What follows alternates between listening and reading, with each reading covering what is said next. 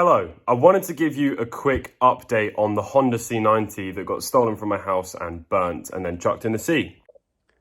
It is now in my home in the UK. This bike was the last thing to come over to the UK when I moved away from Jersey. And now I can finally finish the bike. And I know a lot of people have been asking about the bike, and I'm really sorry I haven't given you an update. I've just been incredibly busy getting my life back in order after finishing the house renovation and then moving to the UK and buying another house and getting settled into the place that I moved to and the house that I moved into. There's a lot of stuff still to do, and I'm hopefully going to be filming a lot of that for you, so that should be exciting. I've had to order a load of stuff, but it's pretty chaotic right now in the house. But let me give you a quick update on the bike. So I literally have stuff everywhere, all over the floor, boxes all over the place, filled with Honda C90 parts.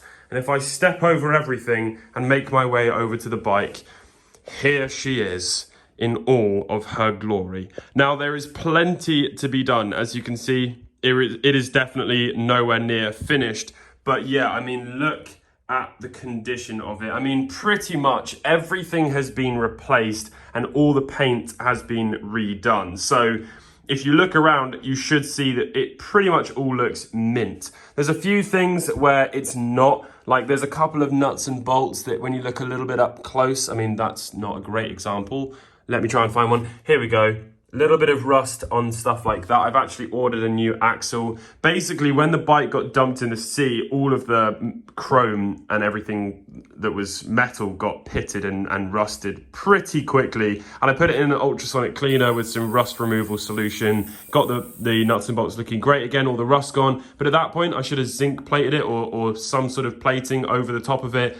And I didn't do that, and over the year, even whilst it's been on this bike in a garage and all the other little nuts and bolts, they've all gone rusty again. And I just can't rebuild a bike with bolts that are going to rust again. That's just a completely pointless exercise. So I've ordered a bunch of nuts and bolts. Luckily, they're pretty standard, but that'll mean I'll be able to finally fit things like this little piece here. Hang on, let's do it together right now.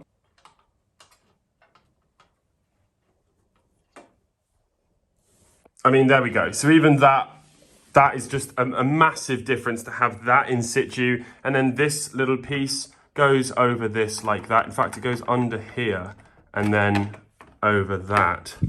Sort of all clips into place. And then I need a bolt to go in there and 4 bolts to go either side of here. And then just like that, those 2 pieces are ready. And then the nice big sticker goes here, and that's lovely. This then goes up like this. And then the headlight goes there, the handlebars go on top, and then you have the front half of it pretty much done. I've had a massive issue with the front wheel.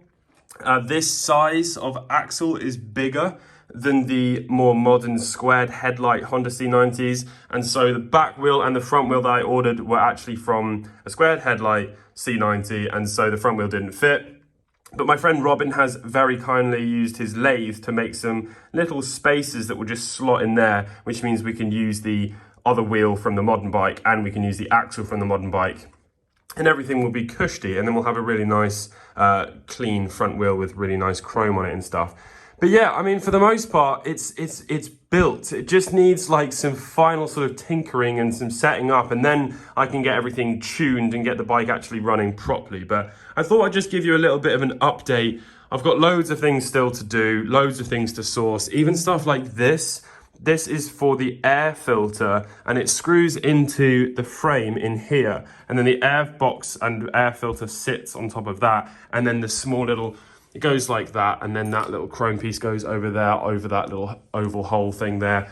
You know, there's loads of stuff like that. Oh, what was I saying? Oh yeah, this is like really rusted. So it kind of feels a shame to just put that back in the bike. But then to buy another one of these is insanely expensive and comes all the way from like Thailand. So there's still lots to be done. I know a lot of you crowdfunded this bike, and I wanted to say a massive thank you again to all of the people that did that. I think something like £3,000 was raised. I've actually spent an additional £1,500, not including costs like shipping it over to the UK and storage costs and stuff. And so this bike that I bought for £1,500 has cost like nearly quadruple that amount. So It's an expensive little beast, and I've just spent another £100 today just buying nuts and bolts and other little things like the axle, and I want to buy obviously as much official Honda stuff as possible so that the bike is still original. Obviously it's not original because the paint is now aftermarket, but you know, there's only so much I can do about that. So yeah, there we have it. The bike is coming together. It's going to be back in action very, very soon. I hope you have enjoyed this little update. I know a lot of people have wanted one. I know it's a bit crap, but it's the best I can do right now. My life is still a complete mess and probably always will be. Thanks very much for watching. I'll catch you in the next one. Bye.